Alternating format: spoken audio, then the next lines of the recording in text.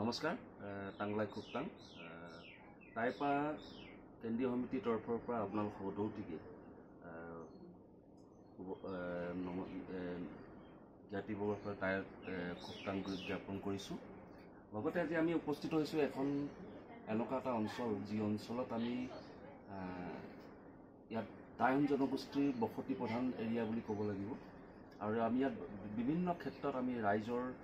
যিখিনি উপস্থাপন সেই উপস্থাপনখিনি বিভিন্ন ক্ষেত্ৰত দেখিছোঁ। আমাৰ টাইম জনগোষ্ঠীৰ এটা বৃহৎ অংশ থকাৰ পিছতো আজি বহু ক্ষেত্ৰত তেওঁলোকে পিছ পৰি আছে, বেকৱাৰ্ড হৈ আছে। তো আমি আমাৰ টাইপাৰ যিটো আমাৰ এটা যাত্ৰা আমি আৰম্ভ কৰিছোঁ আজি বিগত 5 দিনৰ পৰা টাই আহোম যোদ্ধাৰ পদূলে পদূলে বুলি আমি যিটো অনুষ্ঠান আমি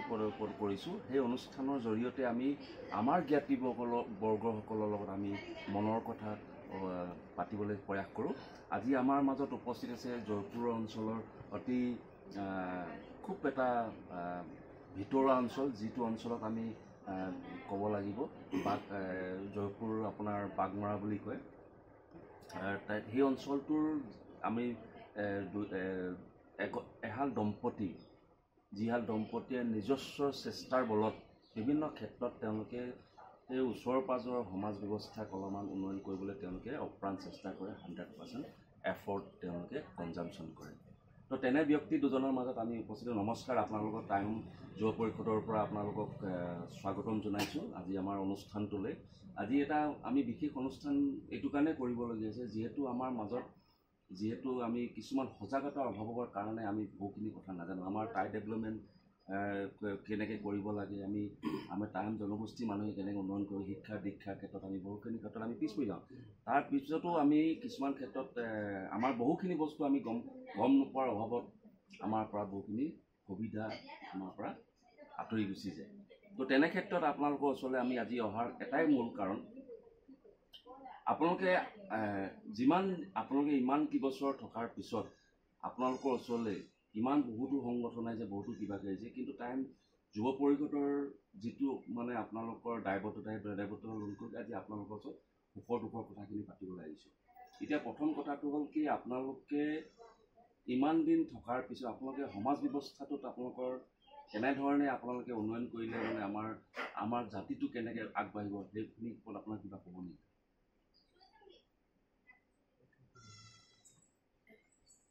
নমস্কাৰ, মই আমাৰ জাতিটোৰ ওপৰত এইটোৱে ক'ব বিচাৰোঁ যে আমি সকলোৱে মিলি জুলি আমাৰ টাইপাৰ সংগঠনৰ ফালৰ পৰা আমি চবেই একত্ৰিত হৈ সকলোৱে যেন মিলি জুলি এখন ভাল সমাজ গঢ়িবলৈ চেষ্টা কৰা আৰু নিজৰ দায়বদ্ধতাৰ মতে নিজৰ পৰিয়াল তথা গাঁৱৰ যিসকল এতিয়া আমাৰ টাইপাৰসকলৰ গাঁৱৰ মানুহ আছে সকলোৱে যাতে মিলি জুলি চলিবলৈ আৰু সকলোৱে সহযোগ কৰিবলৈ আশা কৰি তেনেকৈ আমি চলিবলৈ আশা কৰোঁ। ধন্যবাদ। এইখিনি বৰ ধুনীয়া কথা এটা ক'লে। আৰু এটা কথা কওঁ, আপোনালোকে নিশ্চয় জানে যে আমাৰ চৰকাৰে বিভিন্ন আঁচনি ঘোষণা কৰিছে,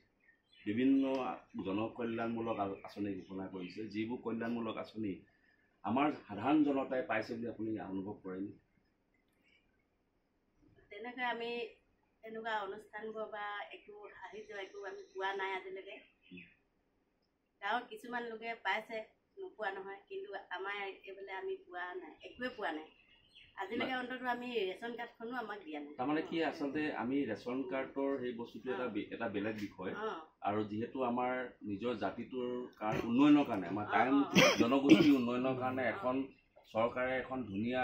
আমাক এখন প্লেটফৰ্ম দিছে, তাৰমানে এটা অনুষ্ঠান আমাক দিছে, যাৰ নাম হৈছে টাই আহোম উন্নয়ন পৰিষদ। টাই আহোম উন্নয়ন পৰিষদৰ পৰা বিভিন্ন ক্ষেত্ৰত আমাক সহায় সহযোগ কৰা বিভিন্ন লোকে পাইছে। আপোনালোকে তাৰ সেই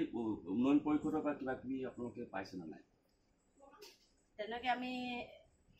পোৱা নাই, হ'লেও টাই আহোম ছাত্ৰ অফিচত এনেকৈ সভা সমিতি পাতোঁতে যাওঁ, হেৰি কৰোঁ, উপস্থিত হওঁ তাত। টাইম টাইম যুৱ পৰিষদে আপোনালোকক নিমন্ত্ৰণ কৰিছিলে, হয়। তাৰপিছত এতিয়া যিখন আমাৰ এতিয়া বৰ্তমান যিজন আমাৰ যিখন চৰকাৰ, সেই চৰকাৰে কিন্তু নতুন আঁচনি গৈছে। আৰু তাৰ সেই হেতুকে টাই ডেভেলপমেণ্ট কাউন্সিলতো আমাৰ যিখন আমাৰ উন্নয়ন পৰিষদ আছে উন্নয়ন পৰিষদৰ বিভিন্ন ধৰণৰ আঁচনি তেওঁলোকে ঘোষণা কৰিছে তাৰ ভিতৰত আমাৰ উন্নয়নৰ কাৰণে আমাৰ আপোনালোকে কেতিয়াবা এই বস্তুখিনি বা সেই সুবিধাখিনি পাবলৈ কাৰণে কেতিয়াবা আপোনালোকে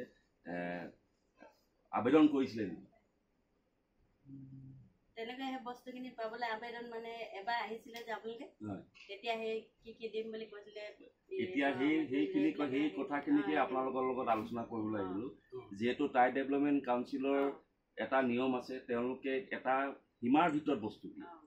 আৰু সীমাৰ ভিতৰত তেওঁলোকৰ কিছুমান মানুহে এতিয়া ধৰি লওক মেম্বাৰ দিয়ে চৰকাৰে তেওঁলোকক মেম্বাৰ হিচাপে তেওঁলোকক স্বীকৃতি প্ৰদান কৰে আপোনালোকে আমি তেতিয়াও কৈছিলোঁ আজিও কৈছোঁ সেই কথাটোকে যে মেম্বাৰসকলক আপোনালোকে আবেদন কৰিব লাগিব আবেদন কৰিলে মানে তেতিয়া আপোনালোকে সেইখিনি ব্যৱস্থাপনা পাব আৰু এটা কথা কৈছোঁ যুৱ কল্যাণৰ কাৰণে কিন্তু বহুখিনি আঁচনি এতিয়া বৰ্তমান লৈছে আৰু সেইখিনি ল'বৰ কাৰণে সেইখিনি পাবৰ কাৰণেও কিন্তু আপোনালোকে আবেদন কৰিব লাগিব যদি আপোনালোকে আবেদন নকৰে তেতিয়াহ'লে কিন্তু পাবলৈ অলপ অসুবিধা তথাপিতো এক প্ৰয়াস কৰিব লাগে যাতে আমি বস্তুখিনি সোনকালে হেৰি কৰিব পাৰোঁ আৰু এটা কথা কি অকল আপোনালোকে নহয় আপোনাৰ গাঁৱৰ সকলোকে ক'ব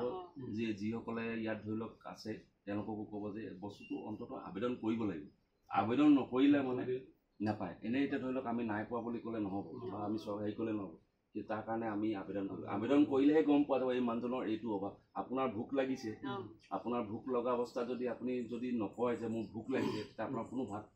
আনি নিদিয়ে বা ব্যৱস্থা কৰি নিদিয়ে আপোনাৰ ভোক লাগিছিলে জানিব লাগিব কোনোবাই সেইকাৰণে আপোনাৰ সেই বস্তুটোৰ অভাৱ আছে বুলি জানিব লাগিব সেইকাৰণে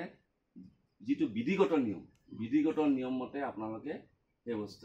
আবেদন কৰিবলৈ আবেদন কৰিলে মানে আপোনালোকে পাব আৰু এটা কথা এইখিনিতে সুধোঁ আপোনালোকে যিহেতু আমাৰ জ্ঞাতিবৰ্গ হয় আপোনালোকৰ যথেষ্টখিনি আপোনালোকৰ সময় মই মূল্যৱান সময় লৈছোঁ তাৰ মাজতে আৰু এটা কথা আপোনালোকে আজিৰ তাৰিখত যিটো আমাৰ সংগ্ৰাম আমি যিটো সংগ্ৰাম কৰিছোঁ তাই পাই যিটো সংগ্ৰাম কৰিছে জনজাতিকৰণৰ ওপৰত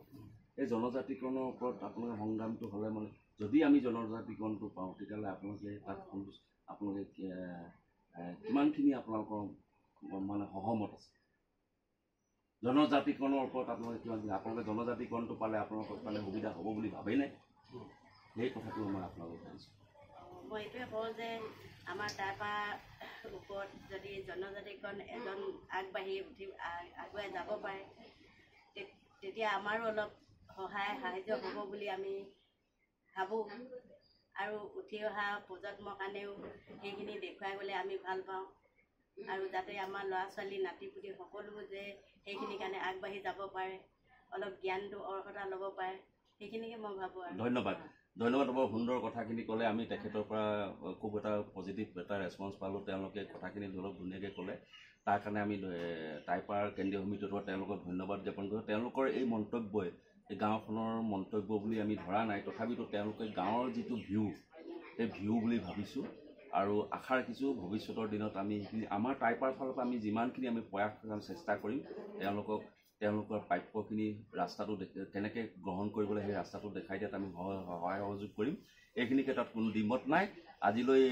এই অনুষ্ঠানটোত তেওঁলোকে আমাক সহযোগ কৰাৰ কাৰণে দুয়োকে আমি টাইপাৰ ফালৰ পৰা আমি ধন্যবাদ জ্ঞাপন কৰিছোঁ ধন্যবাদ ৰং গগৈ